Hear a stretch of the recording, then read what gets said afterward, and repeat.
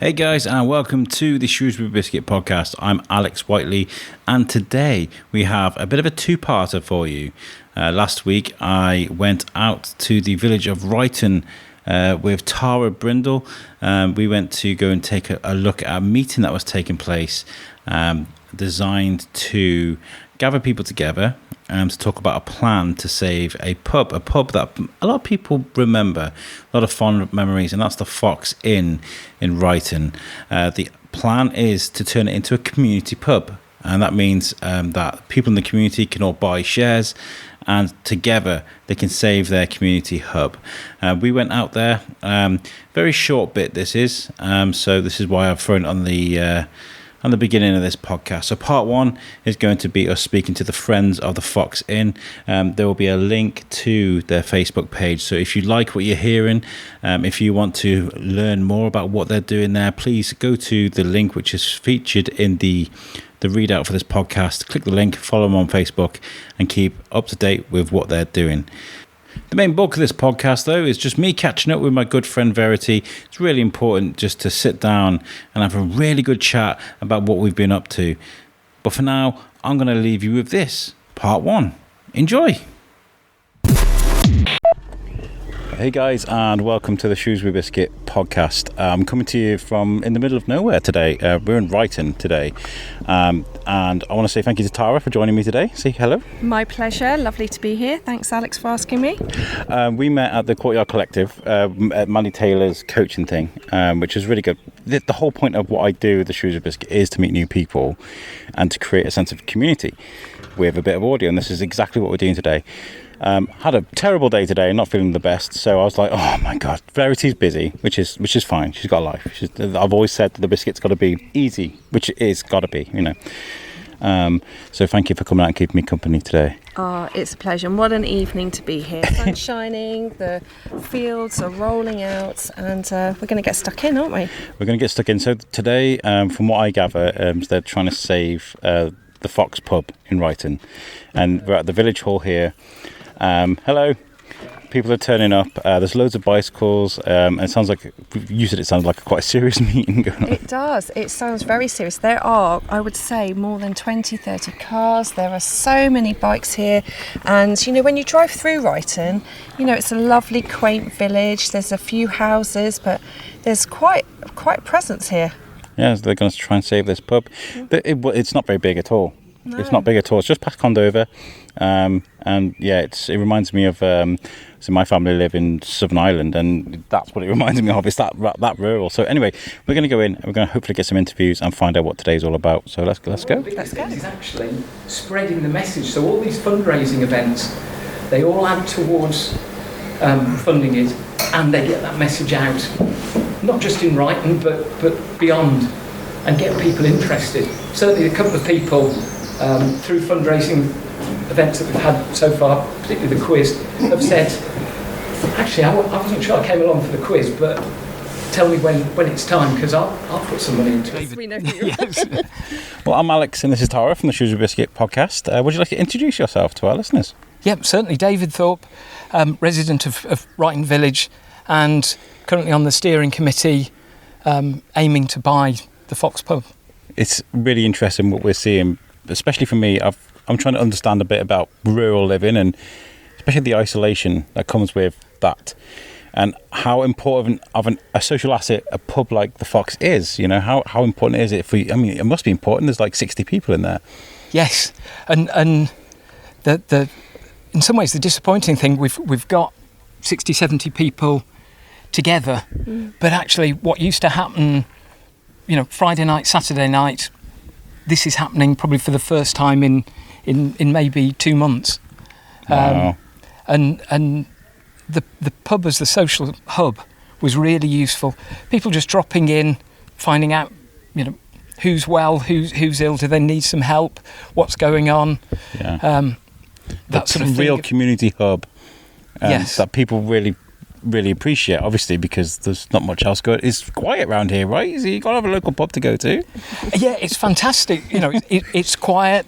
You can go for walks easily, but also it's really great to get together again. Yeah. Particularly, there are a number of farmers who, you know, spend their day on a tractor or working with stock, don't see anybody but their family, the opportunity just to come down, usually towards the end of the evening, just have a chat with somebody and compare troubles, compare celebrations, those sort of things. So it's really useful. How long have you guys been at this then? Because by the sounds of it, you guys have got lots of statistics, lots of knowledge about the pub, what's going to take to fix it up, how much it may take to buy it, how much you're going to be able to put in to run it. How long have you guys been doing this? We started probably December to think about the pub's closed. Is somebody going to buy it? Why don't we buy it? You know, we were aware of the number of pubs that are closing, 50-something a week, and we're just worried that it wasn't going to reopen unless we stepped in and put ourselves forward. So it was probably January we started thinking, yes, we can do this. Lots of work to find out the organisations such as the Plunkett Foundation, realising that there are people who will help us, and then getting the enthusiasm. David Oliver, our chairman, you've heard, really enthusiastic and inspiring to get people really motivated and keen on doing this and believing that they can do this. How much research has gone into other pubs that have been successful as a community pub? Have you, and where did you get the research from? Great excuse to go and visit pubs, and we've had lots of support, particularly the White Lion at Ashmagna, who in 2017 did the same thing, and within the last couple of weeks has won UK Country Pub of the Year. Wow. Fantastic setup, been really helpful to us, both the management committee and the management, the operational management, really helpful in just guiding us through some of the challenges that we're going to face, helping us through it, providing background information that has just made it so much easier to put that plan together.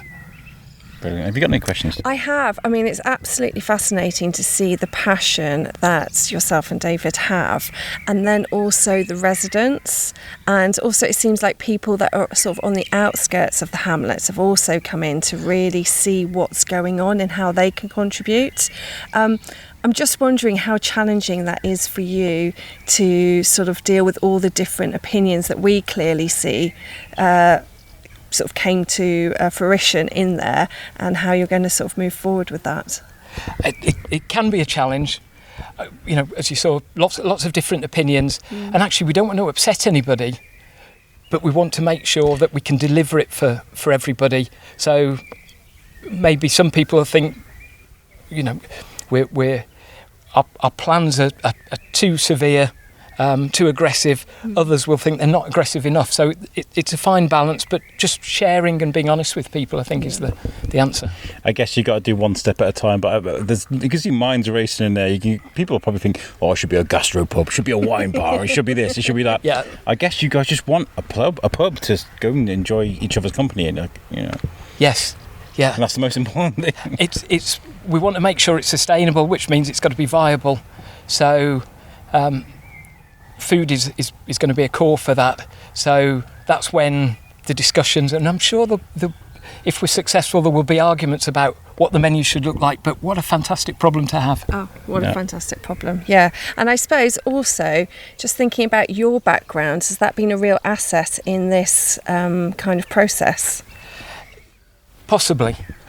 My background is helping businesses buy things.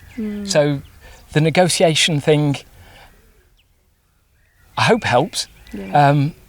There's the challenge that, maybe for the other members as well. We've got David was a former headmaster. Martin and Helen are accountants by background, and there are things that in putting the plans together are second nature, and we just have to be conscious. We have to share it and explain it to people, because why would they? Yeah. They know. Yeah. I'm really intrigued by all of this, and how local do you want to keep it as far as shareholders are concerned? I'm not saying that this is going to happen, but we got listeners all around the world. There's people, if you want to hear this, would you accept shares from anybody, anywhere? Yes. And already somebody in Florida who used to live in the village has been in contact and said, let me know, because I'll put some money in. And certainly it would be fantastic to get people from around the world investing, but certainly beyond the village itself, to the local community, as far as Shrewsbury, Church Stretton and the wider county beyond, it would encourage people to come and visit, and we'd love to make people welcome. If Rob McElhenney and Ryan Reynolds can buy a Welsh football club, I'm pretty sure there might be somebody out there that'd be like, let's buy a little pub in Ryton. Yes, yeah. I'm sure they want to buy a pub in Shropshire, see what it's like over the border. May I ask, how optimistic are you about this? Very optimistic. It may take time, but I'm sure we can come to a point where the present owners, we can meet their needs and they can meet our needs. It probably will take some time, but certainly really confident. Fantastic. Yeah. I mean, ideal timeline, what would it be for you? I'll get it wrong. So, ideal timeline would if we could come to an agreement to be able to buy it with sufficient time to get it open for late spring next year. Fantastic. That's the ambition. Short-ish timeline. Yeah. That is so. That's probably a bit optimistic, but ideally, if we were able to do that, we can get the summer months, build trade. Momentum's what you need, isn't it? Because sometimes a really great idea can become half idea, which became a memory. Do you know what I mean? So you've got to keep pulling at this. Yeah. Have you?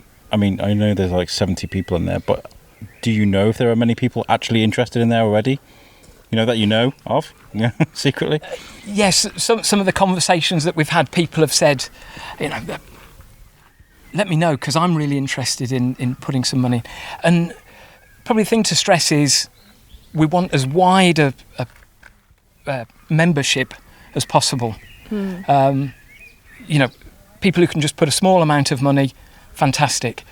Hopefully there'll be some people as well who can put some more money, but it's about a broad ownership, so that it really is a community property. Yeah, I think that's what will make it a community, and you can see it in there. There's a whole range of ages. There's not just, what you think of a hamlet like this, sort of retires, but there's younger generation, those that have got children that are, coming into secondary school. So there's a real sense in there, which, I really hope it happens for you.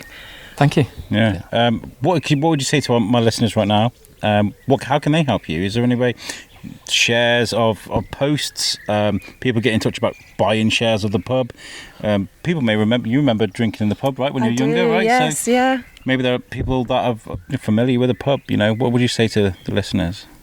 Yeah, certainly anybody who's got a connection, come and support us. If you're just interested, have a look on Facebook. It's probably the easiest way. Friends of the Fox Inn. And that will take links to website we've established, so you can get more detail, and certainly through the contacts there, anybody who wants to invest will be looking to put pledges out or ask for pledges in the near future. And really importantly as well, you were talking about exchange of services as well, which is really important. So anybody that can help decorate, build, set up a menu, or whatever it is that people can do, exchange of services is really important, right? Yes. It was mentioned, one of the local residents is offering some land for us to rent as to increase the car park capacity. Oh wow! Putting gravel down to make it hard standing. Those sort of things. Certainly exchange of service is potentially really valuable. I'm thinking, what service can I add?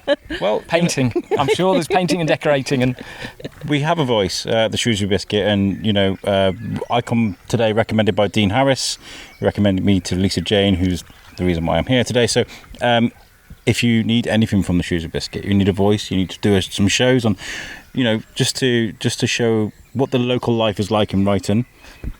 We are your voice. You have my microphone, so we'll help you with anything that we can do. And certainly we'll welcome you along. And that day when we open, we'll certainly make sure we I love welcome that you. when, not Yes. if. Yes. I love that. The Yes. positive affirmation. Brilliant. Definitely. Well, thank you so much for chatting Thank to you. us today. I'll let you get back in because I bet you're eager to find out what's been said in there. But thank you so much for chatting to us today. No, thank you for coming. Thank you, David. Thank you. Cheers.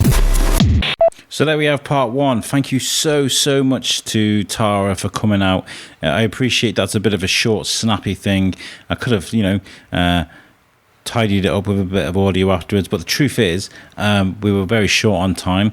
We had to nip in, get what we got with Davide Thorpe, which is great, and then nip back out, drive home. So we got that little bit. I think it's a great little icebreaker, and I, for one, would be thrilled if we could follow the story of the Fox at Ryton, and from now when they're planning things to the successful opening of this community pub. How amazing of a journey would that be? So please follow the link that's included in the description for this podcast. I'll share it on my Facebook too, and keep up to date with what's going on with the Fox at Ryton. Right now, though, is the main part of this podcast, and this is me just catching up with Verity, checking in with my mate, and we're talking about some of the great things we've been up to on the podcast. This is just a good little catch up, and you're welcome to sit in and take a listen as we chat. So enjoy. Catch you at the end, folks.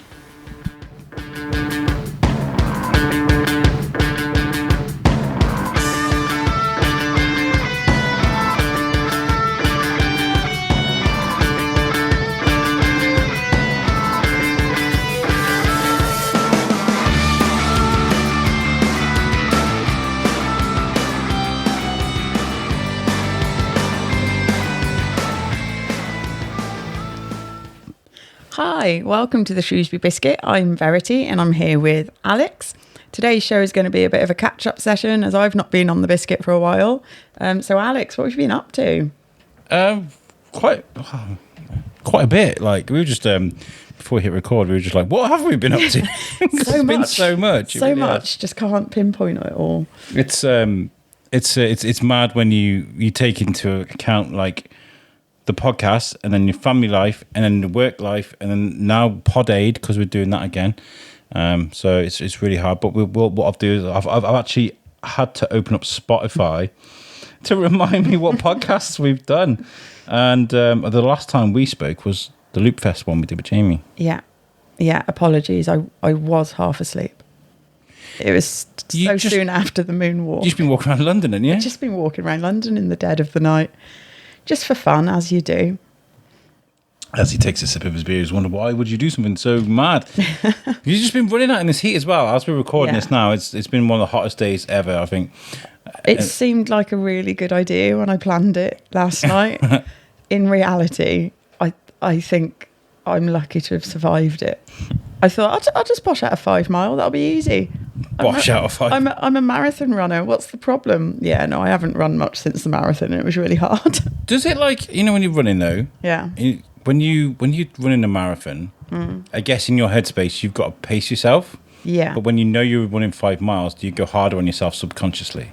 Yeah, well, with the marathon, I was really, my training was very haphazard because I kept on getting injuries and also I'm a bit of a haphazard type person. But I was quite regimented in my actual marathon. So I was 8 minutes running, 2 minutes walking. And I was constantly looking at my watch, constantly checking my pace, making sure I wasn't going too fast. I didn't want to burn out and crash. But today, I wasn't totally planned because I didn't charge my headphones. So I was running with no music, just the sound of traffic around me. Step for dum. And my own feet. I was singing in my head. But yeah, I think I went a bit too fast. I had to have a couple of walking stints. I'm not good at pacing. I'm better when I've got music. But You were texting me while you were running. How do you text when you're on your watch? No, on my phone. That was during my walking break. Oh, okay. That was during me going. I just had images. Like if I try to do anything, like if I try to text and walk at the same time, I'm going to walk into something. Like never mind if I'm running. I told you I walked into moving traffic that once. Do you know what I mean? Like I'm that dumb. Like, it's a concern. it is a concern. It's a concern. No, I was messaging you while I was on a walking break, thinking, "Oh my god, I'm still 2 miles away from my car." Insane. Yeah. have you got any more runs planned? Because I know you are planning stuff. Yeah, well, I'm running the London Marathon again next year. You know, Because last time was absolutely fine. yeah, last time was such a breeze. I thought I'd do it again. No, this time I've got a time, you know, that I can aim to beat a little bit. But I'm running it for 7 Hospice this year. So I'll be doing more runs, yeah. Maybe I'll check my weather app before I plan my next one. Yeah. It'd be good though, because we can. I know, like, we were following you, sort of your progress Yeah. last time, but you'd only just come to the biscuit, really. Yeah. So it'd be good to like keep an eye on you. Yeah. You know, because it's absolutely nuts what you guys do as marathon runners. What silly incident has she got herself into this week? Well, you know, but yeah, we've been very busy with the biscuit. We've the last time we met was Loop Fest, but we've had a lot of really good messages and good responses about the Shropshire Mental Health Service episode that we did. Yeah, that was a really strong episode, wasn't it? It was very powerful. In fact, it's probably one of the. Now I think it's one of the most listened to episodes ever of the Shrewsbury Biscuit. Wow. It hit That the roof. doesn't surprise me. Doesn't surprise me at all. If you listen to that episode, guys, thank you for listening, and I hope it helped you. Hope, you know, that's always been the reason why we do this is to, you know, so that the podcast finds you in a good place. But I appreciate that was a difficult subject, but it could have helped.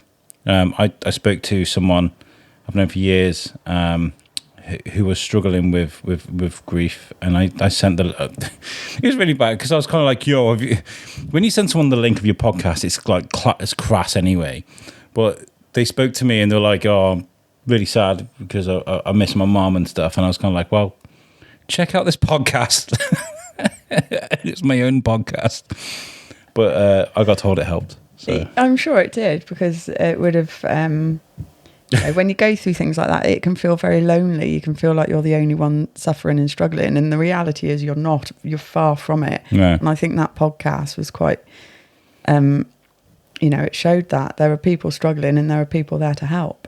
Yeah. It was quite raw. Yeah, it was. It was raw, but we did that. And this is what I love to do. I was out having a few beers with Liam Tinsley last night, and we were chatting about what kind of broadcaster, what kind of person am I as a content creator? And we were talking about how when I first started doing this podcast stuff, I was kind of like Americanizing everything.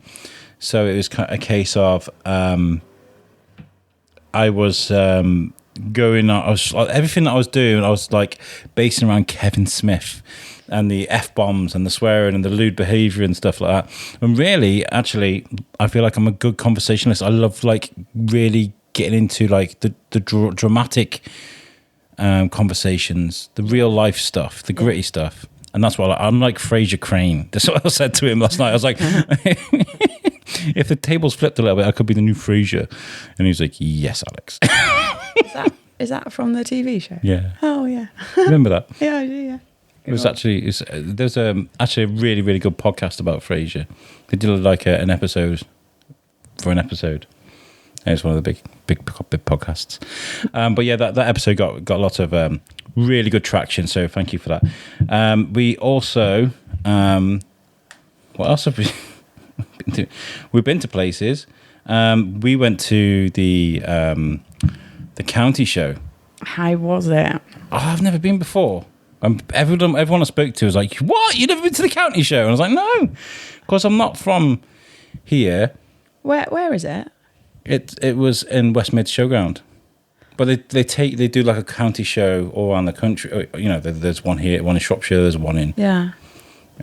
So it was a hell of an experience, because I was trying to understand like the reasoning and the logic behind champion animals. Right. You know, the award-winning pigs and cows. Is it to do with breeding? Yeah. Yeah. I found out it's because if you've got a good lineage that can run down from a good pedigree animal, you've got a good product. Yeah. It's like dogs. Yeah. Exactly like that. Is that what they do Crufts then? Yeah, I think so. I like to think they do it just for my entertainment, get all those little floofy puppies out there. running around. But yeah, that's why I think. The West Mids, though, I feel like we're just starting to blossom as a relationship. It's quite nice because I've been to a few things. I've been to the fireworks display, I've been to the folk festival and stuff. But we went to the county show. I had a great time, and we spoke to Ian, the chairman there. And a couple of weeks later, last week at the weekend, we went to the UK Proms in the park, which is an orchestra. It was run by Peter Metcalf and his team. And as I was walking through the gates, I was trying to find, because I got tickets on the gate, and I saw Ian, he was like, all right. And I was like, it's Ian. I was like, oh yeah, I know you, yeah. He goes, yeah. What are you here to? I was like, yeah, I'm here for the thing. I've got tickets on the gate. He goes, I know you are. In you go. Brilliant. And I was like, hey. That's nice. I was like, that's quite nice. I was like, have you listened to the podcast yet? And he was like, no. And I was like, oh. It's like that, is it? Put him on my podcast. He didn't listen to it. But no, that was really nice. Unbelievable.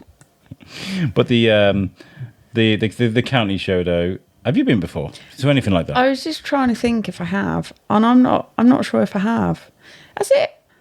When I was younger, I used to play in a brass band that used to go and play at like events like that. But I don't know if that one specifically. What do you think is there?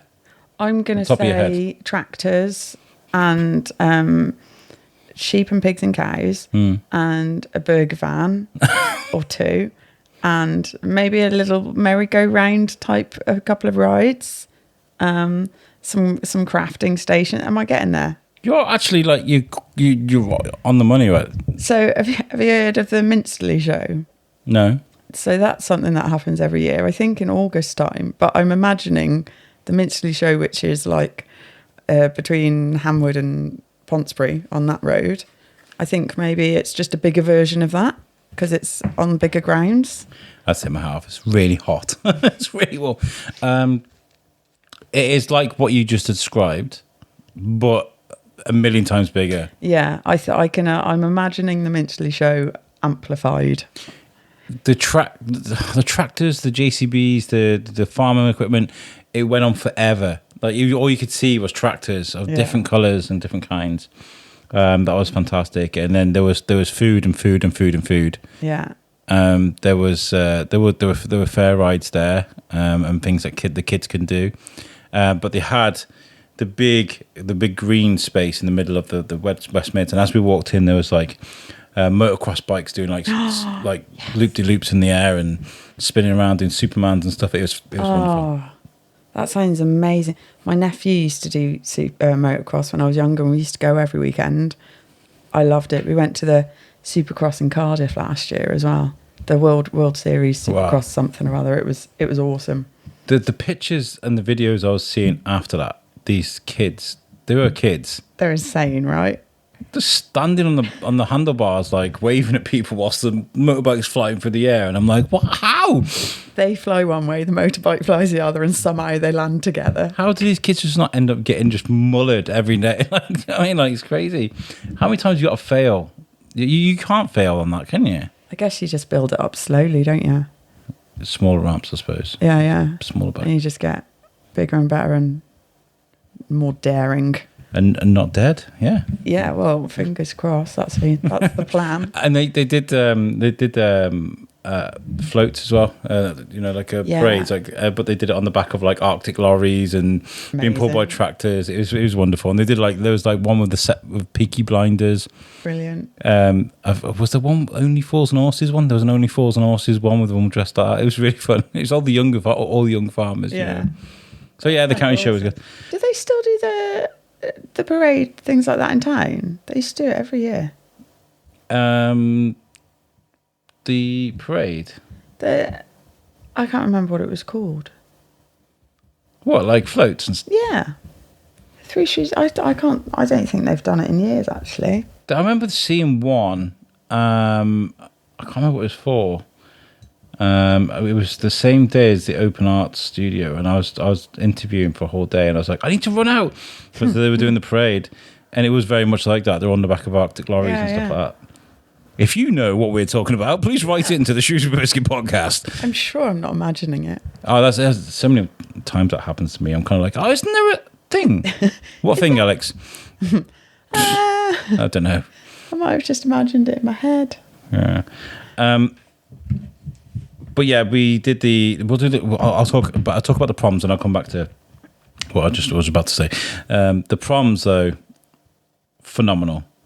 Like, as far as like events go, I was totally blown away with it. It's like, but I've been doing events for years, and I'm very, very grateful for any sort of accommodation that I'm offered.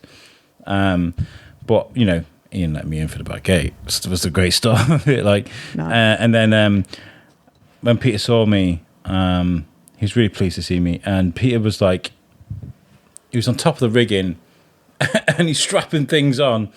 And he's like the organizer, and he's like, yeah, I'm not supposed to be up there, but I'm an ex-Navy guy, so I thought I'll just get up there and help out. And I was like, oh, what a hero, They give me VIP tickets for drinks and food. We sat right at the front there, and he was just like, go wherever you want, which I usually get anyway. I can usually just walk about and stuff. Yeah. At whatever event I go to. But it was just really nice. The music was just phenomenal. I cried. I cried at Jurassic Park. Oh, I don't blame you. That's an awesome. No, because they hit it, man. I knew it was coming because I got told it was coming. But they were playing like music, just sort of build-up music. And then it came out, and I was just like, it just came out of nowhere. My brother's a musician, and his main instrument is the trombone now. But when he was younger, he was absolutely awesome on the piano. And every time he played Jurassic Park, it gave me goosebumps. It's what is that though? It's a beautiful piece of music. It's mad that nostalgia. Yeah. I decided I was going to learn how to play it about 2 years ago, and I still can't play it. I give it a good go. I love music so much. I just can't play any. I can make like audio and like jingles and things like that. I used to make the jingles for the radio and stuff, which is quite cool. But I can't play any instrument or whatever. But I do want to get a keyboard because I feel like you can strum up a beat, kind of, and then add things onto it. If you can make jingles and stuff, that's music. There's my nephew studying. He's at a conservatorship thing at uni. I'm not entirely sure of the right words, but he plays music, and there's a course there specifically for people who don't actually play any instruments. It's all just programs and editing, creating. I feel like with if you got anything that you wake up with that you can loop music back into, and then you can sample bits as well, because I used to use a lot of samples. I was sample heavy with stuff, but we had a license to do that, so it was fine, as long as they're credited. So I would, and then I had this massive like database that somebody sent me of it was a file with like all sorts of those kind of things you hear on the radio. And I just like listen for all them and listen to which ones were good, and then I'd be like, it's Alex Whiteley on the radio, and make up balls. Do you listen back to them and go, oh God, what was I doing? All the time. Or are they good? Some are good. I'm just trying to see in my mix board if I've got any, because I used to have full of them. No, I don't. But I used to make stuff all the time. I do miss it though. But my problem is so like with InTune Radio, I had a light version of the show that we were going to release called The Mag, which they've now got somebody else to do, because I stepped away because I wanted to focus on an actual job, because it's as mad as it sounds, sometimes I feel like you got to sacrifice a bit of your creativity to actually earn money. Yeah, and I felt really bad doing that, but I loved it. I love the radio, but I've got to earn money, haven't I? Do you know what I mean? So if anybody wants to offer me a job as a radio DJ and pay me enough money to survive, perfect, then I can do it. Tick tick tick. But yeah, so the proms was fantastic. So thank you to those guys. And so this is the nitty gritty of it, right? Okay, so I played a new game, which we're going to play at the weekend. Right, I okay. promise. I did see you posted something before. Okay, so it's called Word Up! And I'm going to create a jingle for it. I will. I want to make it something this week because we're going to be playing this game at the weekend. Okay. So I asked people on Facebook for random words. Yeah. And I got sent loads. And I threw them all into a big list. Yeah. And as I was interviewing people, I had my list out. And I was interviewing people and trying to throw these words into conversation. Now, I thought it'd be really easy because I used to do a lot of improv on USUC and on Thorskin and stuff. But my problem was, these are like super professional, classically trained musicians about to go on stage, and some of the words just didn't. I'm getting up the list now. Some of the words just wouldn't have been very nice to bring up. So, I did. Here you go. This is a better example. I managed to get 18 out of 46, which is only 39%, which I rounded up as an F. You graded yourself. Graded myself. Brilliant. I think 18, though, if you get rid of there was 46 as an option, 18 is that's a hefty number. I'm so disappointed in myself. I got the words so if you listen to this episode, and I put like a ding for everyone. So I got the words moist. Oh, God. Beaver, lemon meringue pie, cackle, panties, deaf. Who was sending in these? Oh, just everyone. Deaf blood, cunning stunt. Okay. Which could have gone really badly, but I'm an absolute G. Yeah. Crumpet, be a pelican, not a pelicant. I got that one in. How? I was chatting to the conductor, and I was talking, and like, so this is the beauty of this game is when you have a word like this, you have to set it up. So you have to like find a way. You can't just say it. So it's like, okay, I'm going to do this. Of course, people would think you're crazy. Yeah. So I was talking about getting ready to go on stage, and I was like, I've got a friend who says, like, you know, when you're going to go and perform in front of people, you got to have the mind attitude of you got to be a pelican, not a pelicant, right? Be assertive. And he's like, yeah. Confidence is key. Wow. See? Well done. So I got that one. I got cunning plan. Yeah. Custard, strawberries and cream, eaten mess, spotted dick. And this is brilliant, right? Because like they were waving the Union Jack flags, and I was saying to this guy, I was like, I'm seeing strawberries and cream. I'm seeing eaten mess. I'm seeing spotted dick. It's just Union Jacks everywhere. It's British out there, and he's just like, yes. You just rolled them all out. Yeah, because they're like, there was also pink taco, right? which I guess is something rude. It's got to be something rude, right? That's definitely I think an so. innuendo. But I was like, oh yeah, I'm glad it's not too hot because I'd have been out here looking like a pink taco. Okay. In the sun. That'll do. Guinea pig and discombobulated. Oh, discombobulated. That's a good one. I like that. So I'm thinking, right, I'm going to ask people for words tomorrow. Yeah. I want to give us 24 hours to get the words before we go to the food festival. Yeah. And I was thinking maybe we could have a competition. Either a competition. Right. So say I give you 25 and I have 25. Okay.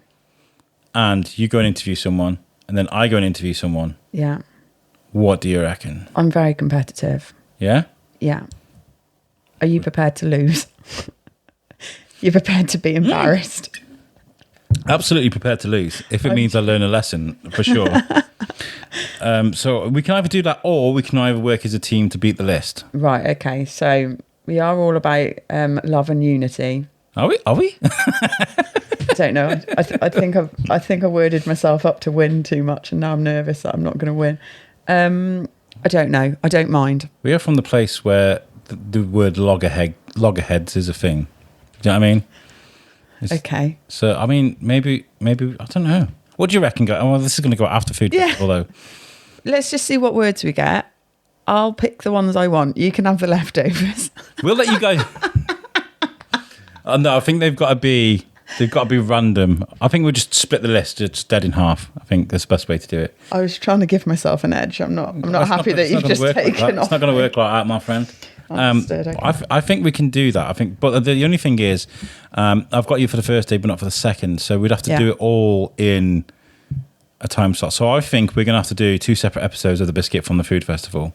Okay. The Word Up episode and then the Food Fest. Is this disrespectful to people, do you think?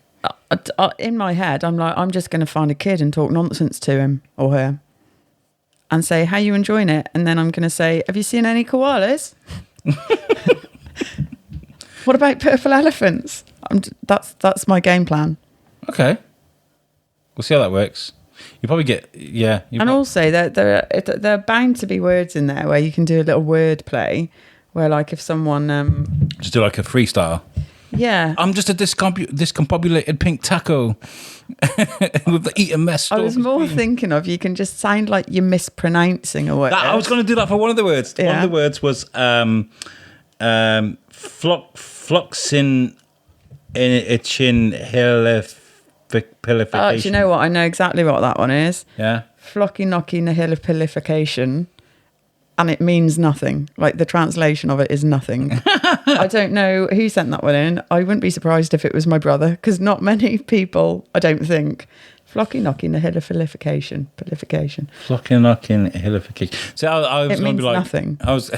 How do I know that? How do I know nothing in the world, but I know that? That's weird. I'd just be love to be like, you know, when somebody's like, my wife's like, what are you doing? And I'd be like, flocky knocking nihilipilification. And she's just like, what? Nothing. Have you lost the plot? Yeah. So yeah, this is what we're going to do. So tomorrow, not tomorrow as you listen to this, but tomorrow as we're recording this now, I'll get a list together. Yeah. We'll split it half and half. Yeah. And we'll do it like this. I mean, we can be interviewing people together, and you can have a list in your hand, and I'll have a list in my hand, and we can. I'm going to screw your list up. I'm going to play dirty. I'm not really. I wouldn't do that. we can have like different sound effects for us. So like, you know, different sounding buzzers. Yeah.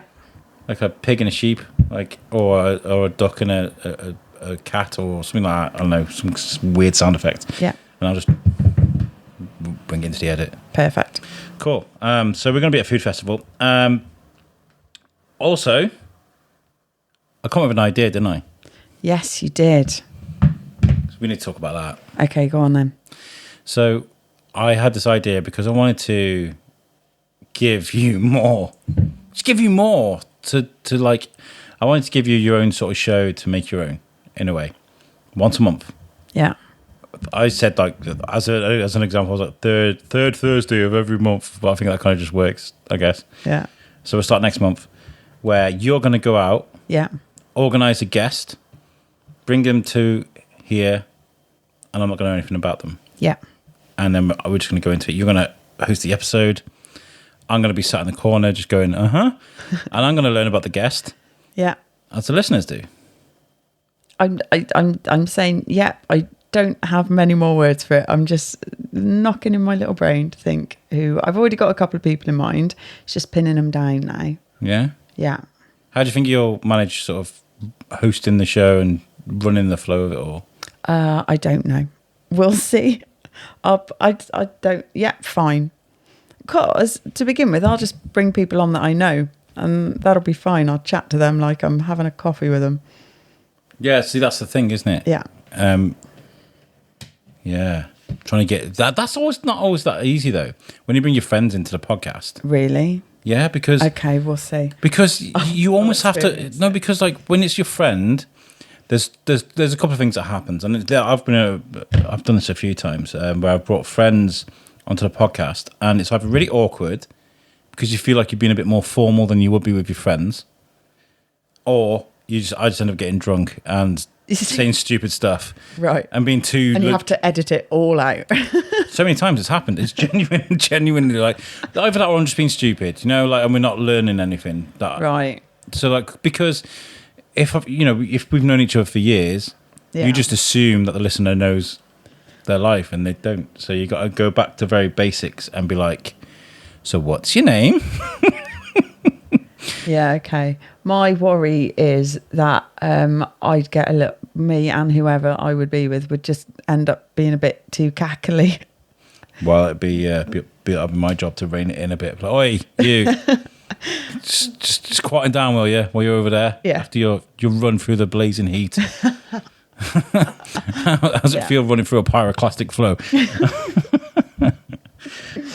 We'll do that then. Yeah. And if anybody wants to suggest any guests for Verity, I mean, it's got to be your choice, Verity, but if just get in touch with Verity and let her know. Yeah, I'd appreciate that. Thanks.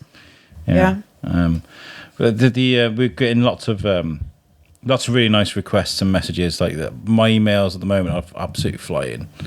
It's just incredible the amount of people who want to come on the show and stuff. We had a message from the mayor's office, which is quite nice. We're going to get the mayor on the show.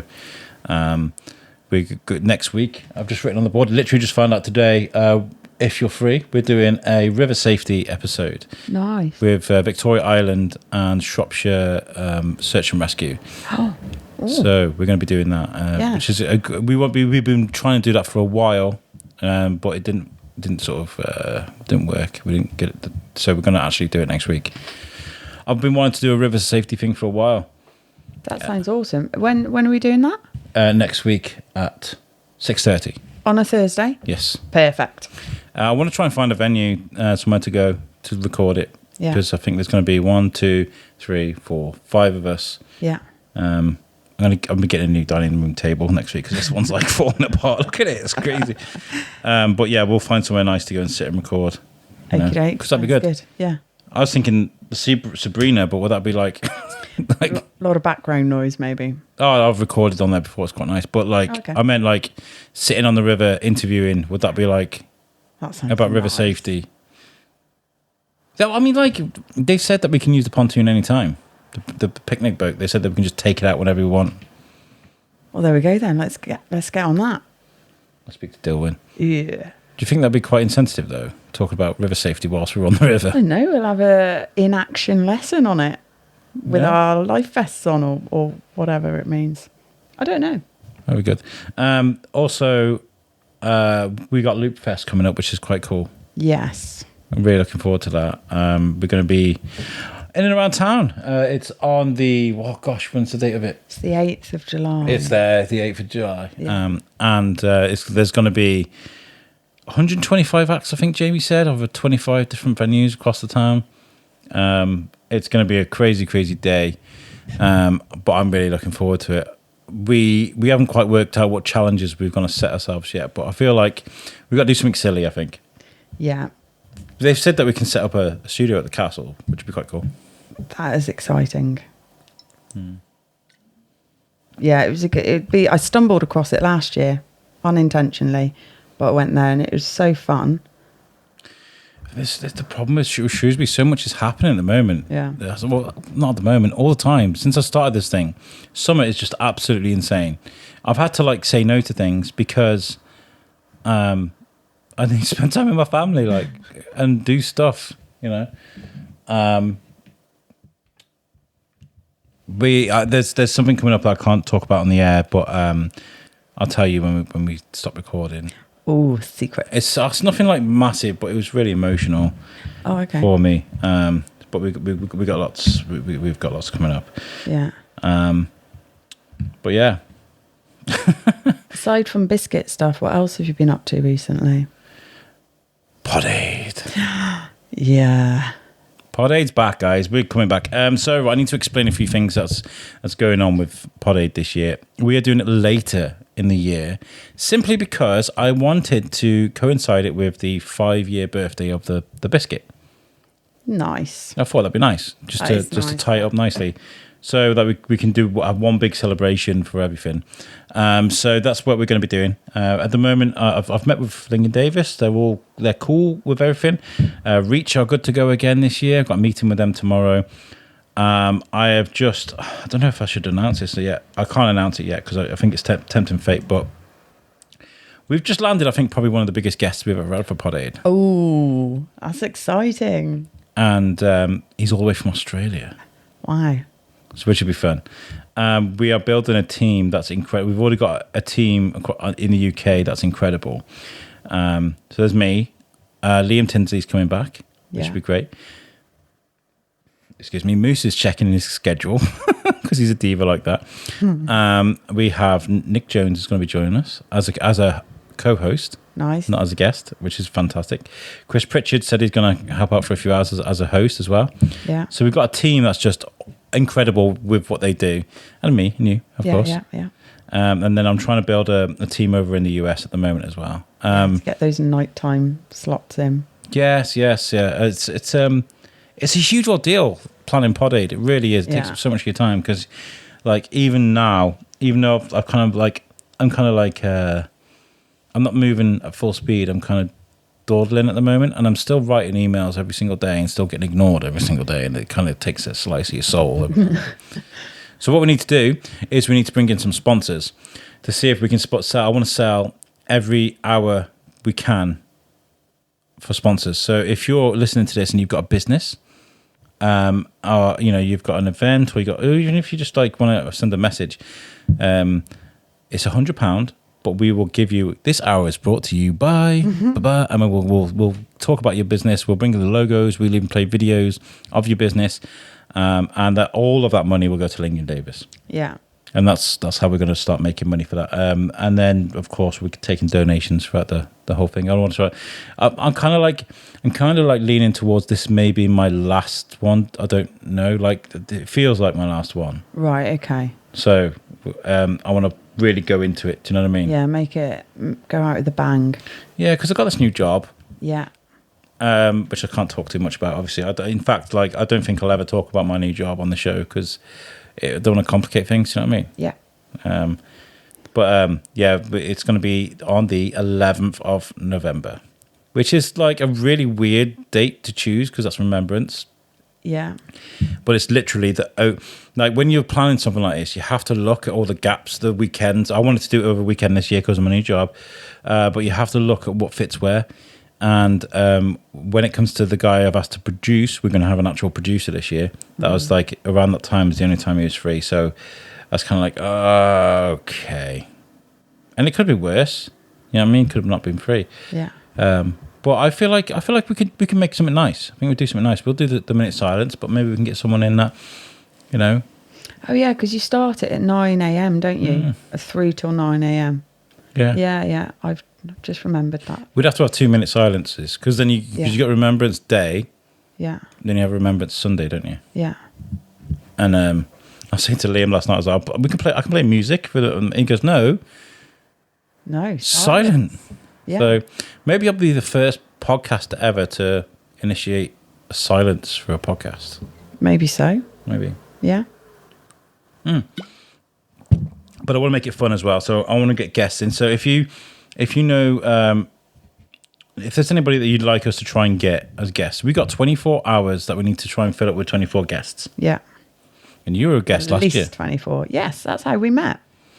How did you find it? As a thing, stepping it. into it, like, you know, don't let it hold back. I mean, as an event, what did you think of it? I thought the event was wicked, but for me personally, I was able to share a very sensitive story that I was a bit apprehensive about. It was still very raw for you. It was still really raw, and I went on your podcast, and I was like, well, that's it. As far as I'm concerned, it's out there for the world to know, and I feel good about that, and it took away a lot of my life apprehension because I was like, done it now, sorted, out there. So for me, it was really poignant.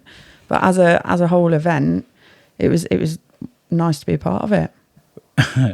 It was a bit awkward towards the end for me because you got to remember, like when it comes to our American team, as it's getting like early morning for us, it's really late at night for them. They've been up all night, right? And David Raby was drinking. Oh God! And like, I think just as Ling and Davis were walking in and Reach are walking in, hey, they're bringing coffee and cakes and whatever it is. They're like, oh, that's fantastic. He's like getting like all anti-British on us, not because he's like horrible, but because he's drunk, right? And he's getting very anti-royal family on the live, and Ling and Davis are sat there like, and I'm like, David, shut up, man. He's a good egg. Were you like, but he's, oh no, I think I've just muted him. Never mind. So if we offended anybody at Pod Aid last year, I'm very sorry. He is a good egg, but You'd had a few beers. One of those good eggs, eh? One of those good eggs.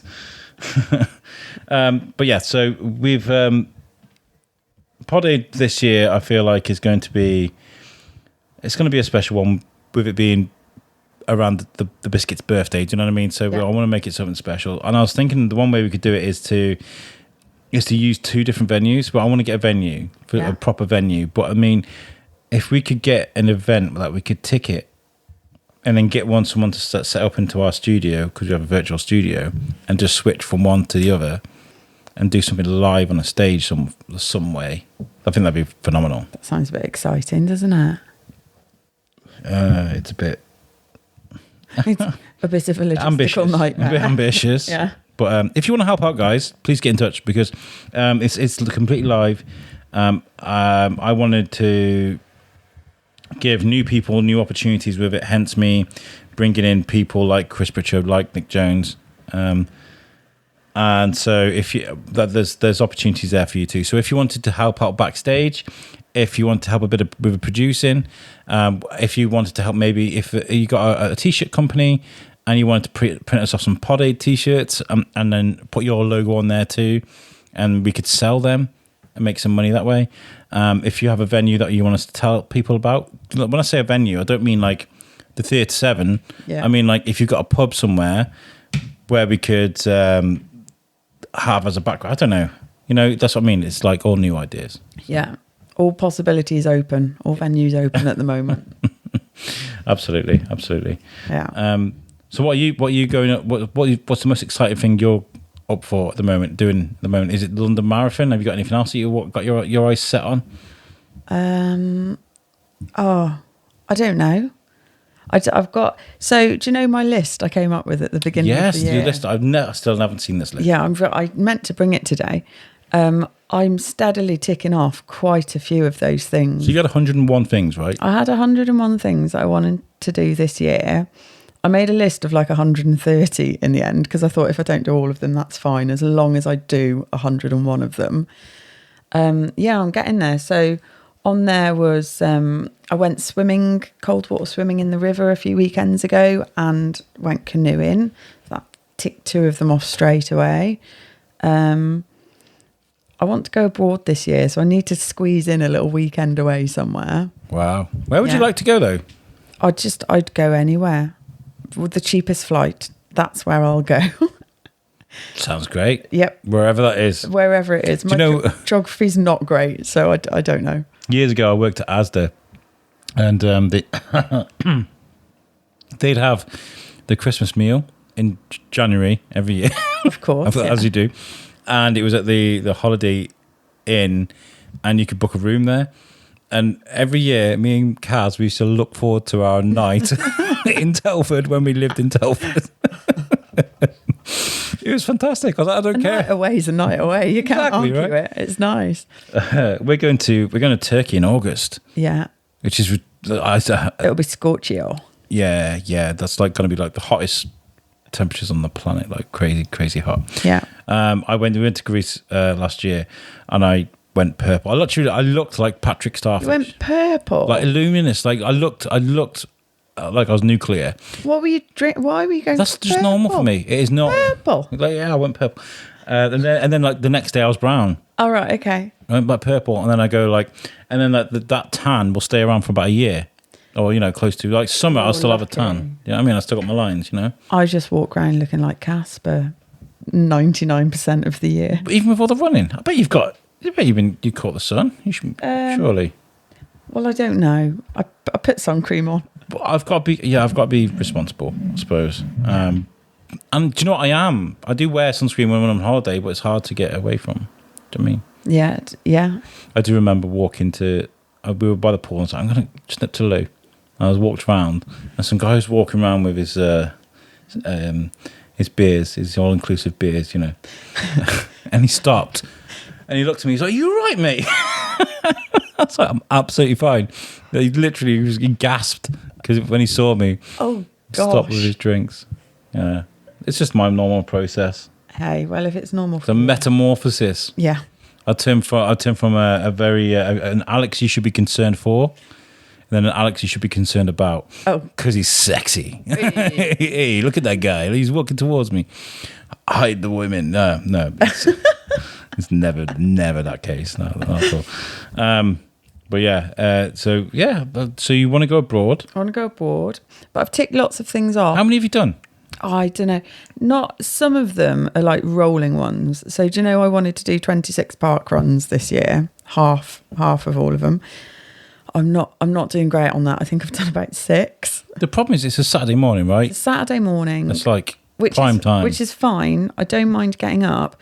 Generally, the reasons I haven't done them is because I've had other stuff going on, or I injured my knee and then I put my back out, and then I had the marathon, and then it took me a really long time to recover from that. Then I had the moonwalk, and I'm arguably still recovering from that.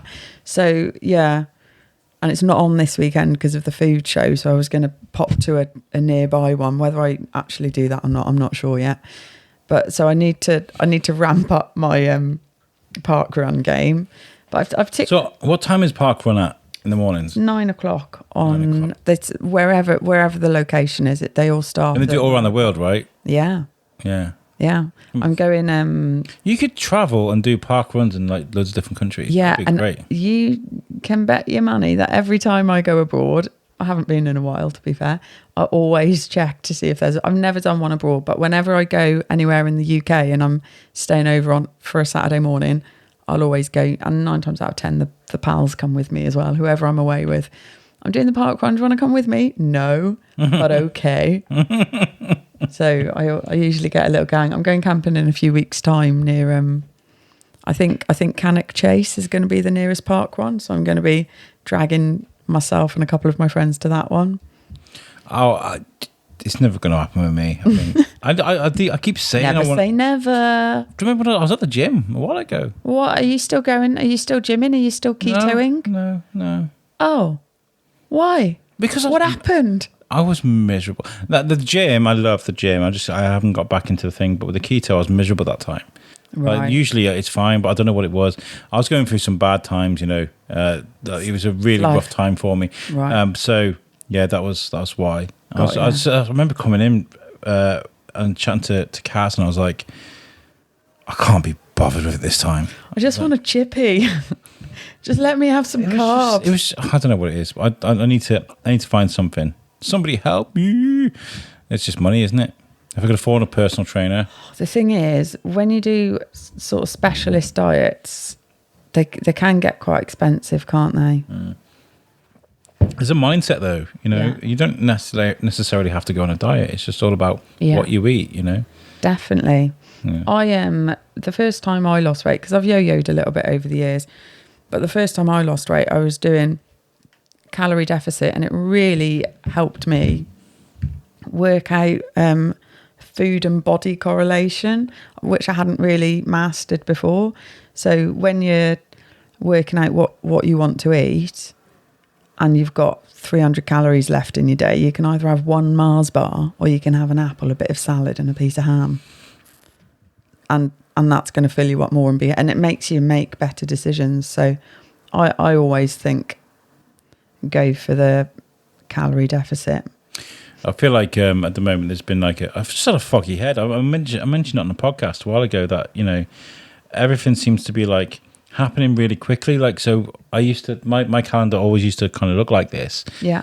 I don't know if you remember, there was always things on there a month in advance. I knew where I was, but at the moment it feels like I'm doing this thing where I'm planning things like a couple of days in advance rather than a couple of weeks in advance. I feel like I'm constantly like foggy headed and catching up with things. That's kind of how I live my life.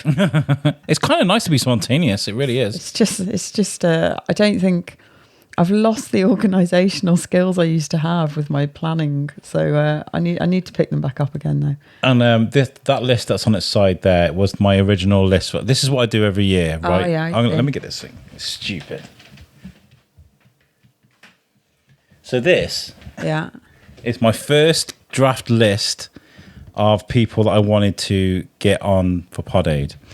There's a few A-listers in there. There's Andrew Santino, who's one of the biggest stand-up comedians in the world right now. Oh, behave. Let him make us laugh in the dead of the night. He's got a podcast called Whiskey Ginger and Bad Friends. Yeah. and he's fantastic. There's Harry Mack, Yeah. who I've spoken to his team, and they've got back to me and said they're going to make a decision. Oh. So it wasn't a no, it was a We'll contemplate we'll be in touch. Yeah. Harry Mack is one of my favorite people in the world. He's one of the best freestyle rappers on the planet. Okay. Ralph Garman, podcast OG, been on. He came on Thorskin. He does all the other voices on Family Guy. I mention him all the time. I love him. Dr. Drew. He does a podcast with Tom Segura. He talks about like in a very he's a very professional but very relaxed guy. So the podcast that he does, they talk about sexual health and mental health and STIs and all these things in a very sort of relaxed setting. So they'll swear and stuff, you know. Yeah. MC Hammersmith, you were pointing at. He was absolutely amazing. I went to the comedy night at Theatre 7 a few months ago, and he was headlining it, and he just blew me away. He was so funny. What a talent he is, right? Actually, they had 3 comedians on that night, and they were all absolutely brilliant. I laughed a lot, but he was really funny. If you're not aware of who MC Hammersmith is, he's a freestyle rapper. Or a rapper, and he looks more like an accountant. He looks like he's got his glasses on, and he went viral in a huge way during the pandemic. And in fact, he helped me through the pandemic. He's one of the people. He would just let out these amazing raps, and it just doesn't look right, does it? Yeah, his face doesn't look like a rapper. We got Rob Paulson.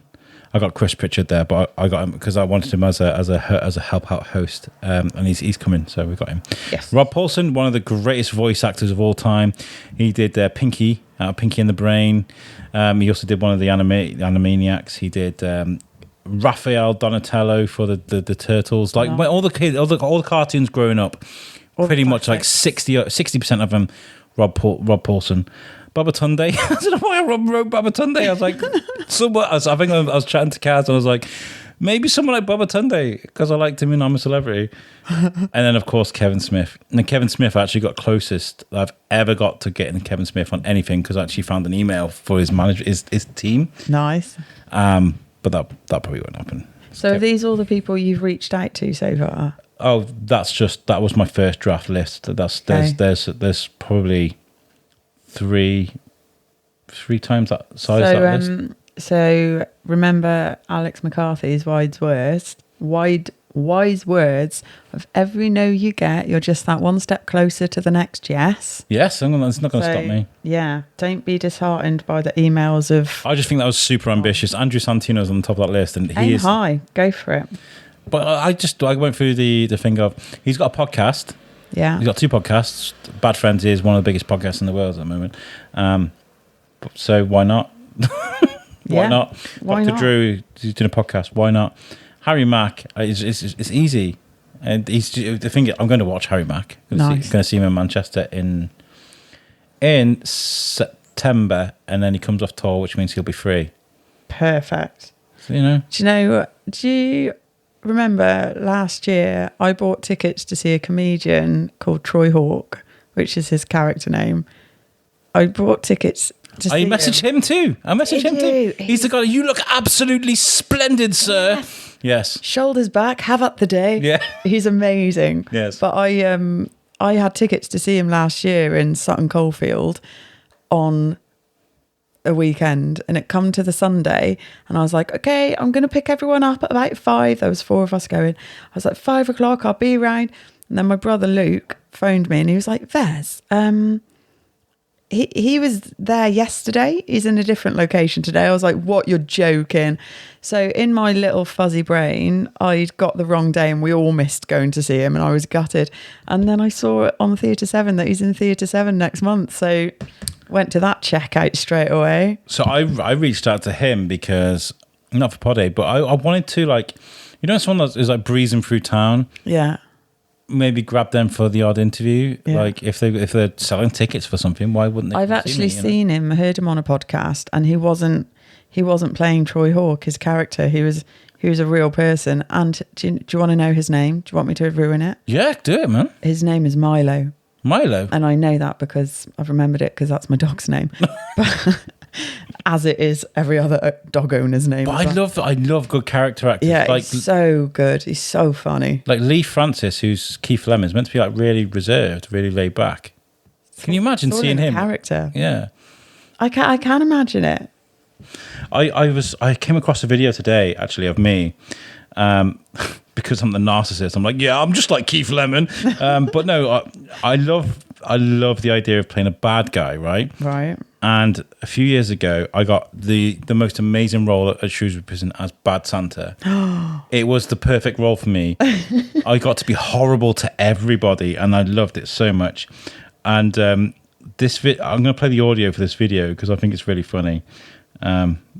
Of course I do, because I'm a narcissist like that.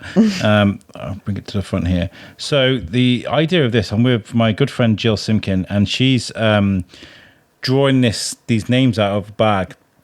And if your name gets drawn out, you lose. Like, you're out of the running for this prize, and the last one standing wins. Okay. So here's me drawing out one of the names. Listen to you know who I am, right? Good evening. We're about to pull another number out, and there are only 3 left. And I've got Santa to do it. Are you feeling well, Santa? I guess. He's a lovely fellow. Busy this time of year. I know. It must be very stressful for you. I'm not stressed, all right? Just not stressed. Would you mind picking one of these out? Oh, if I've got to, Jesus Christ. Thank you. You want to read it out as well, do you? Oh, yes, please. It's lovely, isn't it? That accent. Here we go. It's number 15, and that's Paula. Oh, no! There you Paula. go. I mean, I'm really sorry. I like your facial expressions as well. No, talking about like Troy Hawke and like and that kind of thing. I feel like when you switch to become somebody else, it's like a huge relief sometimes. Yeah. You know, Got a lot of energy you can well, yeah. I mean, you direct into the game. And if somebody's like, "Oh no, you're right knobhead," and you can be like, "No, I was just in character." I'm great. I'm a nice person. I'm in character. Oh, darling, don't you know? I'm very versatile. Do you not know who I am? Thank you very much. The biscuit guy. I'm the friendly face about town. I'm the voice of Shrewsbury. I'll go Toast of London with it. Like, yeah, that'd be funny. But yeah, so lots going on. We did a great chat with Katie Taylor as well from Walking the Straight Line, which was phenomenal. Talking about sobriety and her journey and the community she's part of, and that again was very well received because I've never had to give up anything in my life. I've never been addicted to drugs or alcohol, so I don't know the struggles that she'd been through, and she very eloquently sort of told us all about sort of her life and her journey, which is really good. And I feel like she's got to come back because we did an interview. I feel like we're doing this now. We've got to really get into the flow of it towards the end of it. Yeah. And I feel like we started building that chemistry up towards the end, and I was like, oh, now we got to stop. Do you know what I mean? So we got to get back on. And I got somebody got in touch with me as well. Somebody who's very similar. Who is their name? I want to give her a shout out because she gave me such a lovely. It is. Yes, so it's Coaching by Annika, and she heard the podcast. Yeah, she got in touch with me and said that was really great what you did, and I'd love to come and do something similar. But you've just done it, so maybe a bit of a break. So I had this mind. Maybe we can do abstaining from alcohol during Christmas thing. Yeah, I think that'd be really, really good. You know, because that might be really helpful to people. Yeah, I bet it would be. And also, I want to say a huge thank you to Tara Brindle as well, because we got invited to a thing last week. They're trying to save the Fox Inn in Ryton. Okay. Which is people have every time I mention this, people have said, "Oh, that's a great cracking pub," but it's closing down, and they didn't want to lose that pub, so they want to turn it into a community pub. So they're trying to sell shares for the pub. Nice. So, excuse me, sorry. A bit of a burp then, that's horrible. And I wanted to go. You were busy because it was very spur of the moment thing. Yeah. And I was like, I had a terrible day, like a really bad day at work. And I was feeling so deflated. And I was kind of like, I don't want to do people, man. But I really want to go to this thing. So I put a message on Facebook out. A bit of a beg, really. Oh, yeah, I remember now, yeah. And I was kind of like, does somebody want to come with me? And Tara messaged me straight away.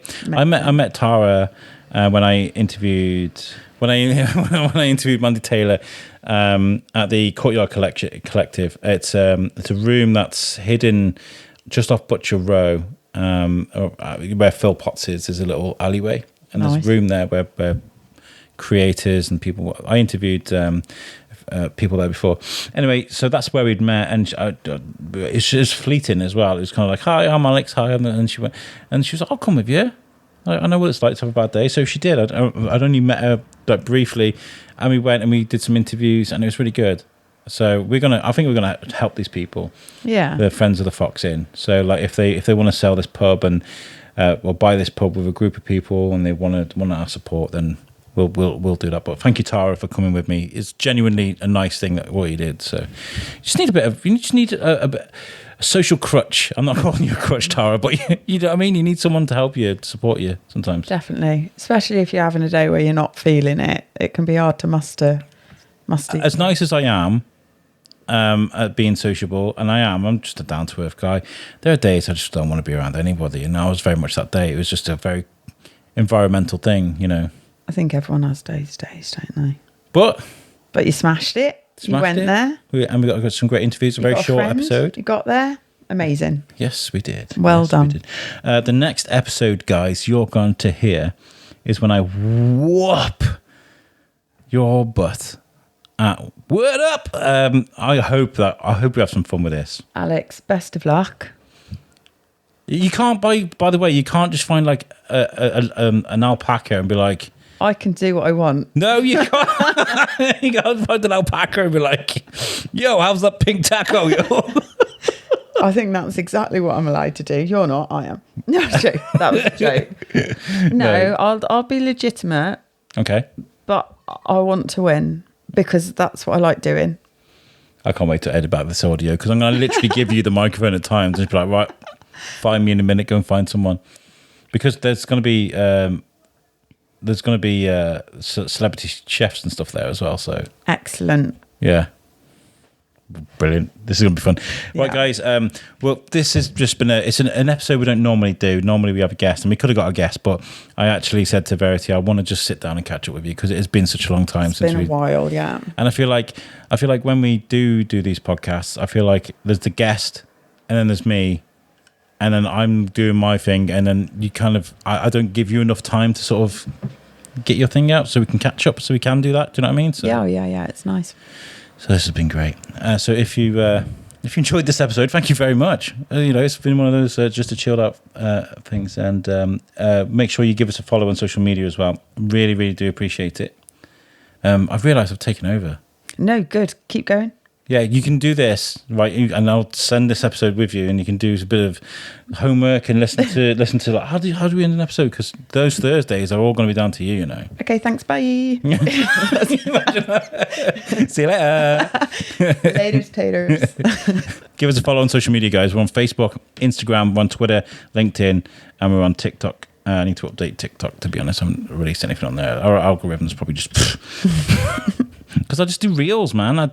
If you want to see a lot of our visual stuff, go to Instagram. That's my favourite place to be. Also, as well, wherever you are listening to this, give us a subscribe or a follow. That way, when episodes are released, because sometimes we do more than one episode a week, you'll get a ping or you'll get a notification, you know. So anyway, thank you so much. Oh, hold on. I asked people for shout-outs. I'm really sorry. I'm going to have to go back and put this. I'm sorry. I know we're running late. So I put a thing out asking people if they wanted to get a shout out on the biscuit today. Jane Pickworth put, "Yo, biscuits, you rock!" I love that. That's fantastic. I love that energy. I go for that every day. That was on Facebook. On my personal Facebook. Let's see what else we got. Is there anything else? We've got a couple of comments here. Liam Tinsley says, "I'm going to be cooking at the food festival, trying to cook Oh, wonderful.